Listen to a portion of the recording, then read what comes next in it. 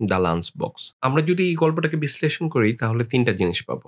একটা হচ্ছে এই যে খাবারের সিস্টেম, এই খাবারের সিস্টেমের মধ্য থেকে ২ জন মানুষের মধ্যে সম্পর্ক তৈরি হওয়া। ২০১৩ সালে এসেও এরকম একটা গল্প বলার চেষ্টা হয়েছে যেটা সেই মান্দাতার আমলের চিঠি, সেই চিঠি তাদের একটা সম্পর্ক তৈরি করে। আরেকটা গুরুত্বপূর্ণ দিক হচ্ছে ২ জন নিঃসঙ্গ মানুষের কথা বলা হয়েছে। যারা কিনা ব্যস্ত শহরের মধ্যে একা, যে অনুভূতিগুলো নিজের ভেতরে জমা হতে, হতে পাথরের মতো হয়ে গেছে, সেই অনুভূতিগুলা শেয়ার করে যে হালকা করবে, সেরকম কোনো মানুষ পাচ্ছে না। সেই নিঃসঙ্গ ২ জন মানুষের মধ্যে ধীরে, ধীরে কিভাবে সম্পর্ক গড়ে ওঠে, একজন আরেকজনের সহায়ক হয়ে ওঠে, সেইটা আরেকটা গুরুত্বপূর্ণ দিক। আরেকটা গুরুত্বপূর্ণ দিক হচ্ছে এখানে একটা ক্লাসের কথা বলা হচ্ছে। ইলার যে চরিত্রটা কিংবা সাজানের যে চরিত্র, সাজান ফার্নান্দেজের যে চরিত্রটা, নেওয়াজুদ্দিন সিদ্দিকী যে চরিত্রে অভিনয় করেছে শেখ, সেই চরিত্রগুলোর দিকে যদি আমি তাকাই তাহলে দেখবো এরা একটা ক্লাসের রিপ্রেজেন্টেটিভ। শহুরে মিডল ক্লাস তার রিপ্রেজেন্ট করে চরিত্রগুলা। তাদের আনন্দ, বেদনা, দুঃখ, ভালোবাসা এগুলা কেমন সেটা দ্য লাঞ্চ বক্সের মাধ্যমে জানতে পারি।